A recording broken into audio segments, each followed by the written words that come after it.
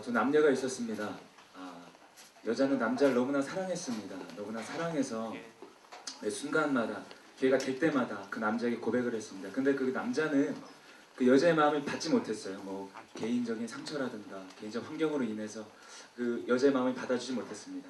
그러다가 몇 년의 시간이 지나다가 그 남자가 결단을 하게 됩니다. 갑자기 그 여자의 사랑이 생각납니다. 그래서 전화를 합니다. 집으로 전화했는데 그 여자가 안 받고 어떤 그 친구가 받는 거예요. 친구가 받아서 묻습니다. 남자가 혹시 그 미연이 어딨죠? 근데 그 여자가 이야기합니다. 미연이 오늘 방금 전에 공항 갔는데 못 들으셨어요? 3, 4년 전에 지금 미국 가면 3, 4년 후에 돌아온다고 했는데 근데 여기서부터 약간 좀 느낌이 오지 않으세요? 이게 어떤 이야기인지. 네, 그리고 남자는 나갑니다. 나가서 불이 나게 그 택시 안 잡히잖아요, 잘. 근데 한 번에 잡혀요, 그 택시가. 그 택시를 타고 공항으로 또 가게 됩니다. 또 이제 장면이 바뀝니다. 여자는 그 공항 입국장에서 초조하게 그 남자를 기다리고 있습니다. 시계 한 번 보고 그리고 그 게이트를 한 번 보고 다시 장면이 바뀝니다. 남자가 택시를 타고 올림픽대로를 지나가면 항상 그 시간대 엄청 막히거든요. 근데 보통 그 시간 또 안 막혀요. 그래서 올림픽대로를 가면서도 택시 기사에게 한마디 합니다. 아저씨 빨리 좀 가주세요. 다시 상황이 바뀝니다. 그 여자는 다시 한번 초조한 마음으로 게이트를 한번 보고 전화기를 한번 봅니다. 근데 또 어느 순간 분명히 되게 오래 걸릴 것 같은데 금방 걸리잖아요 또. 그래서 그 공항에 도착해서 남자가 불이 나게 또 뛰어가요. 근데 택시 또 돈은 안 줍니다. 돈은 안 주고 불이 나게 제가 알기로는 인천공항이 되게 넓다고 알고 있는데 또 무슨 비행기 타는지도 모르는데 그 여자가 있는 데까지 빨리 뛰어가요. 불이 나게 뛰어가요. 또 장면이 바뀝니다. 그 여자가 이제 시간이 됐어요. 시간이 돼서 게이트로 돌아가면서 아쉬움에 한번 뒤돌아보죠. 없습니다. 그 남자는 없고 또 마지막 문 앞에서 마지막으로 다시 한번 또 돌아봐요. 다시 한번 돌아보면 그때 미연아 라고 크게 외치죠. 그러고 나서 그 남자가 분명히 그 남자는 무슨 비행기 타는지는 모르는데 그 여자 있는 곳까지도 여기 알아요. 그래서 그 여자를 만나게 되고 둘이 한 걸음 가까워집니다. 그 여자는 닭똥 같은 눈물을 흘리게 되죠. 눈물을 흘리면서 격한 포옹을 나누며 카메라는 이렇게 돌아갑니다. 그 음악이 흘러나옵니다. 넌 대체 누굴 보고 있는 거야? 그러니까 이 장면 아마 여러분들 많이 좀 아시고 좀 보시는 장면일 거예요. 우리가 흔히 아는 어떤 드라마의 한 장면입니다. 이건 한마디로 우린 통속적이라고 합니다. 앞에 상황이 뻔히 보입니다. 앞에 상황이 뻔히 보이는 상황들. 뭐 예를 들면 이런 거죠. 뭐 한번 나누자면 제가 이 대사를 말할 테니까 그 다음 대사를 맞춰보세요. 너답지 않아. 그 다음 대사는 뭐죠? 나다운 게 뭔데 맞죠? 근데 이것을 통속적이라고 표현합니다. 앞에 상황이 뻔히 보이는 상황들, 내용들. 근데 이것이 우리의 신앙생활과 다르지 않다고 저는 생각합니다. 우리가 예배를 매주마다 드립니다. 매주마다 예배 나오는데 혹시나 기대함을 가지고 예배에 나오십니까? 근데 웃긴 건 뭐냐면 앞의 상을 뻔히 알아요. 앞의 내용을 뻔히 아는데도 우리는 계속 그 TV를 보고 있습니다. 또 그 다른 드라마인데도 똑같은 상황이 나올 줄 알면서도 또 우리는 그 드라마 앞에 앉아 있습니다. 이 모습이 저는 우리의 신앙생활과 동일하다고 생각합니다. 우리가 교회는 앉아 있습니다. 교회는 나오는데 앞에 상황이 뻔히 보이는 거예요. 한마디로 기대하지 않습니다. 사모하지 않습니다. 그것을 어떻게 알 수 있냐면 우리 예배 자세에서 볼 수 있습니다. 뭐 아니라고 생각하고 반론하시면 너무 다행이고 감사한 건데 우리의 예배 자리를 생각해 봤을 때 뭐 진부한 대통령의 예는 들지 않겠습니다. 근데 2시가 하나님과의 약속 시간인데 저희들이 몇 시에 오고 있습니까? 그리고 성경책은 혹시 지정하고 계십니까? 아니면 찬양할 때 우리의 자세는 어떻습니까? 이거는 여러분들을 꾸짖거나 여러분들 이야기가 하고자 하는 것이 아니고 바로 제 모습입니다. 제가 전도사인데 예배가 너무도 많이 있습니다. 수요 예배, 철야 예배. 근데 저 자신부터가 예배가 너무 많아지니까 예배 매너리즘에 빠지는 저를 발견하게 됩니다. 예배 감격이 없습니다. 예배가 더 이상 기대되지 않고 사모하지 않게 됩니다. 설교에는 많은 유형의 설교가 있습니다. 어떤 말씀을 깊이 보는 강해 설교, 주제 설교, 뭐 어떠한 여러 가지 각가지의 절기 설교 등 많은 설교들이 있는데 제가 비전 패치 설교할 때 제가 가장 많이 하는 설교 형식이기도 하고 제가 가장 좋아하는 설교는 인물 설교입니다. 성경에는 영웅들이 없습니다. 슈퍼히어로들의 얘기가 아니고 우리가 똑같은 성정을 가진 사람들의 이야기입니다. 여자 좋아하는 다윗이 나옵니다. 다혈질적인 베드로가 나옵니다. 근데 그 사람 안에서 역사하신 하나님의 모습이 성경 속에서 등장하고 있습니다. 이것이 은혜입니다. 지금 우리의 모습과 맞닿아 있는 성경 인물이 한 명 본문에 등장합니다. 그 사람의 이름은 바로 빌립입니다. 우리가 방금 전에 보았던 요한복음 1장 내용처럼 빌립이 본문에 등장하게 됩니다. 성경을 찾아보면 빌립은 총 4번의 기록이 나옵니다. 예수님이 빌립을 부를 때 1번, 그 나머지의 경우에서 3번 빌립이 언급되고 그 나중에는 언급되고 있지 않습니다. 첫 번째로 그 빌립이 등장하는 내용이 어디냐면 요한복음 6장 오병이어 기적 그 사건에서 빌립이 등장하고 있습니다. 그때 한번 말씀 한번 보겠습니다. 요한복음 6장 6절인가요? 제가 써놓은 게 한번 그 다음 거요. 제가 말씀 6장 5절부터 이렇게 교독하겠습니다. 예수께서 눈을 들어 큰 무리가 자기에게로 오는 것을 보시고 빌립에게 이르시되 우리가 어디서 떡을 사서 이 사람들을 먹이겠느냐 하시니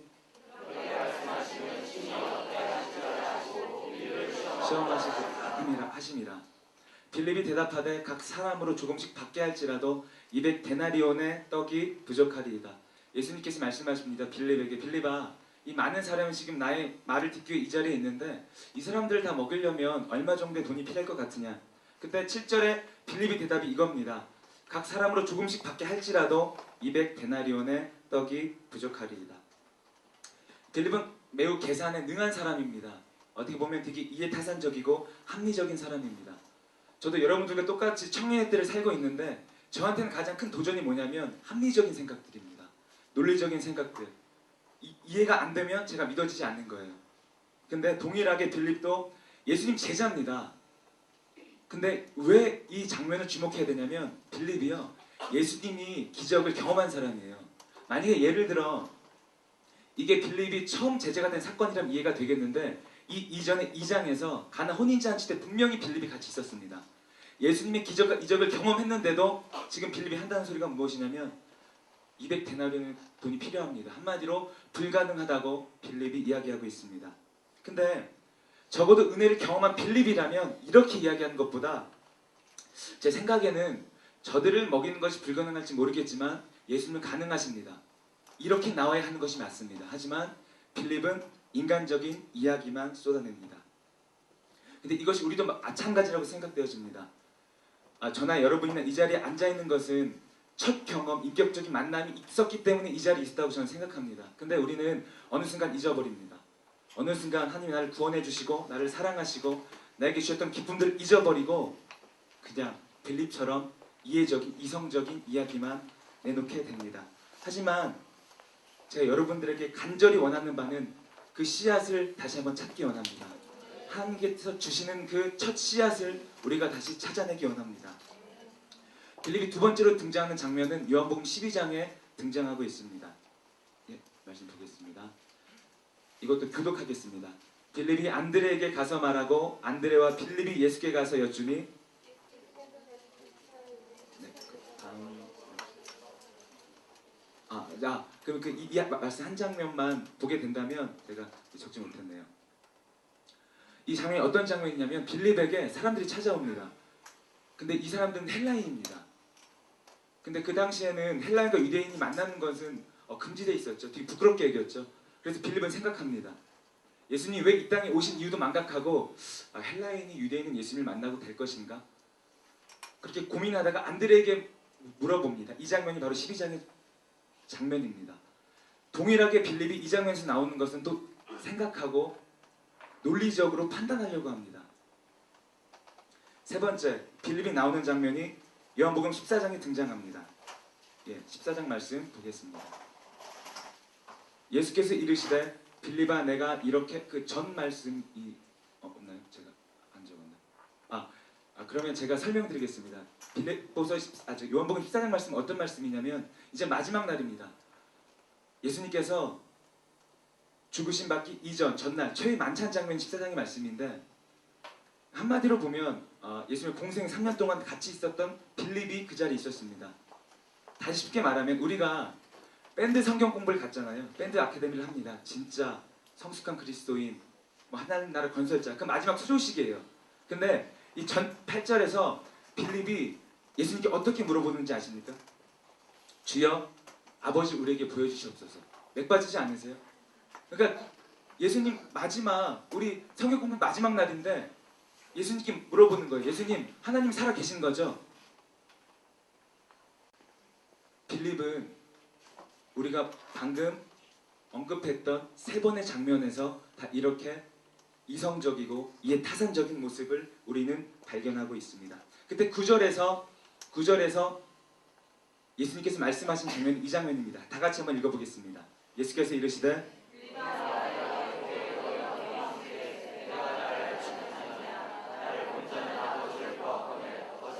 아버지를 보이라 하느냐. 이 장면 이후에는 빌립이 기록되지 않습니다. 또 뭐 어떤 분이 그러실 거예요. 빌립보서 있잖아요. 빌립보서. 근데 빌립보서는 빌립이 쓴 게 아니죠. 빌립은 또 누가 쓰시냐고 물어보신다면 바울이 썼습니다. 또 그런 막 무식한 소리 하지 마시고요. 이 이후에 빌립은 등장하지 않습니다. 근데 제가 말씀을 묵상하다 이런 생각이 들더라고요. 근데 빌립이 제자인데 예수님은 왜 이런 빌립을 제자로 부르셨을까? 제자로 택하셨을까? 마지막에 결국에는 빌립이 순교자의 자리까지 나가게 됐는데 근데 지금 방금 전까지 등장한 장면들만 보면 예수님께서 왜 빌립을 제자로 삼으셨을까 궁금해지더라고요. 근데 제가 말씀을 준비하고 그리고 말씀을 연구하는 책들을 보면서 깨닫게 되는 것은 분명히 빌립에게도 은혜가 존재했습니다. 우리가 이 빌립을 보면서 우리가 느껴야 할 은혜들이 있습니다. 첫 번째, 하나님의 부르심의 마음을 열도록 도와주신 은혜가 있었습니다. 빌립을 가지고 묵상하다가 좀 흥미로운 사실이 있었는데 우리가 한번 말씀을 한번 보겠습니다. 오늘 주제 말씀이죠. 요한복음 1장 43절에서 46절 말씀 다 같이 다시 한번 보겠습니다. 시작. 이튿날 예수께서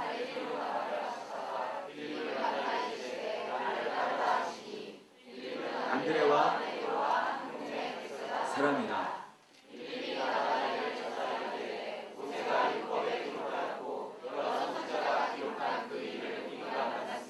요셉의 아들 나사렛 예수니라. 이르되 나사렛에서 무슨 선한 것이 날 수 있느냐. 빌립이 이르되 와서 보라 하시니. 이 장면은 예수님이 빌립을 부르시는 장면입니다. 근데 이 장면 약간 조금 흥미롭지 않으세요? 이렇게 이성적이고 이해적인 빌립이요 예수님께서요 와 보라 한마디에 따라옵니다. 근데 우리가 알고 있는 빌립은 이렇게 이야기하면 예수님 저 책임질 수 있어요? 저 만약에 예수님 따라가면 먹는 걱정은요? 사는 건요? 자는 건 있어요? 이렇게 말해야 되는 게 맞는 것 같은데 빌립은 그냥 바로 쫓는 장면을 볼 수가 있습니다. 그냥 예수님께서 come and see 그냥 와 보라고 하십니다. 근데 또 어떤 사실 우리가 알 수 있냐면 예수님께서는 그 사람에 맞게 다른 모습으로 제자를 부른 장면이 우리는 발견할 수 있습니다. 베드로에게는요 이렇게 와보라 하지 않으십니다. 요한복음 1장 42절에 보면 베드로를 부를 때 예수님께서는 네가 장차 개바 반석이 될 것이라고 이야기하십니다. 한마디로 소망을 주는 거죠. 우리 침착한 안드레에게는 네가 무엇을 구하느냐라고 권유하시면서 안드레를 부르는 장면을 우리는 볼 수 있습니다. 근데 이 빌립에게는요 한마디 하십니다. 와 보라. 그 이해적인 그 이성적인 빌립에게요 와 보라라고 명령하십니다. 근데 다시 한번 우리의 삶에서 이것을 적용해 보기 원할 때 우선 제 이야기를 먼저 드리자면 전 되게 이성적인 사람입니다. 제가 이 빌립이라는 인물을 왜 골랐냐면 제 모습과 모두 맞닿아 있기 때문에 이 사람을 골랐습니다. 제가 아버지가 목사님이시거든요. 그러니까 어떤 종교적인 형식적인 틀이 되게 많은 사람이잖아요. 저는 20대 초반까지만 해도 예수님을 영접하지 않았던 사람입니다. 아버지가 목회하는 사람인데도 불구하고 너무 비판적이었어요. 되게 이성적이었고요. 되게 이해타산적이었습니다. 근데 저는 어떻게 생각했냐면 그 교회에 있는 모든 이제 막 기도하고 그러잖아요. 막 불러 이렇게 하면 되게 막 인문학계에 좀 빠져 있었기 때문에 되게 히스테리컬한 광신도 집단인 줄 알았어요. 그러니까 의지할 거 없는 사람들이요. 그러니까 종교적인 틀에 묶여서 종교적인 것에 의식하고 의지하는 사람들을 저는 해석했거든요. 근데 제가 하나님을 만났던 경우는요. 근데 이것도 어떻게 보면 제 상처더라고요. 왜냐하면 저희 아버지가 너무 목회에 몰두하시고 항상 이제 집에 안 들어오시고 거의 목회만 몰두하셨거든요. 집에서 주무시지 않고 교회에서 주무시고 신방 다니시고 그리고 예를 들자면 이런 정도였어요. 갑자기 아버지께서 전화 오세요. 야 우리 외식하자. 모처럼만 외식하자. 1년에 한두 번 있을까 말까인데 그러면은 너무 기쁘잖아요. 초등학교 때 맛있는 거 먹겠구나. 나는 돈가스 먹어야지 라고 생각하면서 그 약속 장소를 가요. 예쁜 바지 입고 흰색 스타킹 그 양말 신고 너무 기분만이 누나랑 같이 가면 그 장소에 가면 권사님들이 계신 거예요. 그러니까 뭐냐면 아버지는 시간이 없으니까 어차피 이것도 외식이잖아요. 외식이니까 우리를 그 자리에 부른 거예요. 그래서 저는 돈가스를 먹고 싶은데 보신탕을 먹었어요. 제가 초등학교 때. 그러니까 막 이런 것들이 되풀이 되면서 저도 모르게 상처적으로 종교적인 거, 경험적으로 기독교를 되게 비판적으로 보기 시작했더라고요. 근데요. 제가 목사님의 아들이었지만 제가 만난 건 진정으로 제가 경험한 건 제가 1년 동안 여행을 다닌 적이 있었거든요. 근데 그 1년 동안 제가 하나님을 경험했습니다. 제가 너무 이성적이고 비판적이다 보니까요. 하나님께서요. 내가 살아계신다는 것을 실제적으로 알려주시더라고요. 제가 뭐 권총 강대도 당한 적이 있고요. 그 다음에 뭐 캄보디아에서는 그 칼, 든, 그 매매단도 만난 적이 있거든요. 근데 결국적으로는 제가 뭐 여행했다고 자랑하려고 이 말씀 드리는 것이 아니고 마지막으로는 제가 너무 감사했어요. 제가 여러 가지 상황들이 있었는데 비자가 없어서 그 나라에서 고립된 상황도 있었는데 제가 나중에 보니까 함께 지켜주셨더라고요. 그 가진 것들을 제게 주셨더라고요. 한마디로 저한테는 빌립처럼 넌 이성적으로 안 되는 놈이야. 너는 말해서 되는 놈이 아니니까 내가 살아계심을 보여줄게. 그래서 저는 예수님을 경험했습니다. 근데 바꾸어 말하면 빌립처럼 베드로처럼 안드레처럼 하나님께서 우리에게 각자 그 방법대로 우리의 성정에 맞게 우리를 불러주셨습니다. 잘 한번 생각해 보십시오. 우리가 처음 교회 나왔을 때 되게 강팍한 사람들은요. 어떤 환상을 보여줬을 거예요. 아니면 헌신적인 부모님의 이끌림으로 인해서 이 자리에 계신 분들이 있을지 모르겠습니다. 또 개인적으로 매우 갈급함이 있는 분들은요. 스스로 오셨을 거예요. 이렇게 빌립처럼요. 안드레처럼 베드로처럼 하나님께서는 우리에게 그 사람에 맞게 이 자리에 우리를 불러주셨습니다. 이것은 절대 우연이 아닙니다. 이것이 바로 주님의 첫 번째 빌립에 대한 은혜인 줄 믿습니다. 자, 두 번째 빌립에게 어떤 은혜를 주셨냐면 깊은 감사는 우리의 약점을 깨닫게 해주시는 은혜가 있다는 것입니다. 예수님께서 아까 6장 말씀 좀 다시 한번 좀 볼 수 있을까요? 요한복음 6장에 오병이 기적의 그 장면이 등장하게 됩니다. 6장 6절도 있죠. 6장 5절부터 다 같이 한번 읽어보겠습니다. 예수께서 눈을 들어 큰 무리가 자기에게로 오는 것을 보시고 빌립에게 이르시되 우리가 어디서 떡을 사서 이 사람들을 먹이겠느냐 하시니 빌립이 이렇게 말씀하심은 신이 어떻게 하실지를 아시고 빌립을 시험하고자 하십니다. 좀 이 말씀에 좀 주목해 보기 원합니다. 예수님께서는요. 빌립을 시험해 보기 위해서 이 말씀을 빌립에게 전하십니다. 근데 되게 신기한 장면을 우리는 생각해 볼 수가 있습니다. 방금 전에 분명히 빌립은 안 된다고 했어요. 이거 오병이어를 하려면요. 예수님 200데나리온 넘게 필요해요. 조금씩 사람들에게 돈을 모아도요. 근데 이것을 비웃기라도 하는 듯이 예수님은 그 자리에서 떡을 축사하시고 나눠주니 5,000명이 배불리 먹잖아요. 그러면 상황을 바꾸어서 빌립 입장에 생각해보면 얼마나 부끄럽겠어요. 방금 전까지만 해도 자신있게 예수님한테 예수님 안 돼요. 어떻게 돼요? 코웃음치고 있는 빌립에게 예수님 보란듯이 떡을 축사하시고 사람들에게 나누어줍니다. 빌립 입장에서는 얼마나 당황스러웠을까요? 얼마나 부끄러웠을까요? 이 장면을 생각해보면 이 오병이어의 기적이 빌립에게는요. 자기의 약점을 깨닫게 하는 그런 순간이었을지도 모르겠습니다. 맞습니다. 예수님께서는 우리의 약점 안에서 인정할 때에 우리 약함을 들어 써주실 것을 확신합니다. 우리가 부족한 부분이 있다고 생각한다면 그 부분을 통해서 하나님께서 역사하시고 그 모습을 통해서 우리가 하나님의 살아계심을 나타내심을 보여주는 것이 바로 하나님의 방법인 줄 믿습니다. 지금 어떠한 상황 가운데 어떠한 낙심 가운데 계신 분이 계시다면, 지혜들이 있다면 그것 가지고 기도하기 원합니다. 그것이 하나님께서 우리를 만나 주시기 위한 초대장인 줄 믿습니다. 그것 가지고 기도하십시오. 그것 가지고 부르짖으십시오. 지금 빌립에게 이성적인 게 본인의 주님께 나아가는 벽이었다면 개인적으로 물질적인 아픔이 있습니까? 아니면 관계적인 아픔? 이것이 주님께로 다가가는 축복의 통로가 될 줄 믿습니다. 한 가지 좀 우스운 얘기를 해드리겠습니다. 뭐 안 웃기면 제가 좀 무안해지는데 제가 몇 번 나눴을 거예요.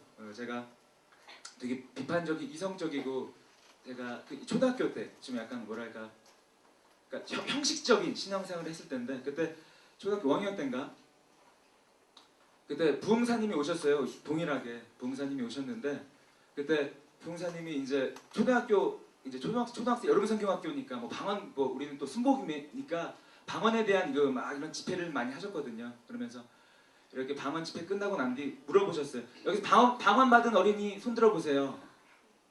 방언 받은 어린이 손 들어보세요. 저는 당연히 들었죠. 목사님 아들이니까 안 받았거든요. 손 들었어요. 왜냐하면 남들이 보는 눈이 있으니까요.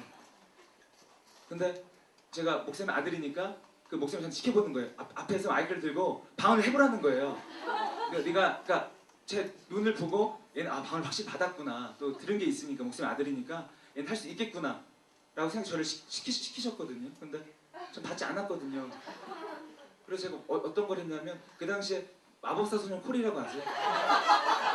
그 만화 영화 보면 코리가 이렇게 외치거든요. 알라깔라 또깔라미 또깔라미 또깔라미 외치는데 제가 그것을 그대로 따라했어요. 알라깔라 또깔라미 또깔라미 그러니까 치키차카 초코초까지 안 한 게 다행이긴 한데 근데 그만큼 제가 형식에 묶여 있었습니다. 왜냐하면 하나님보다요 주의 사람을 의식했습니다. 하나님보다 주의 사람을 의식하고 신앙생활했던 것이 저였습니다. 근데 하나님을 만나고 난 이후부터의 제 삶의 시작이더라고요.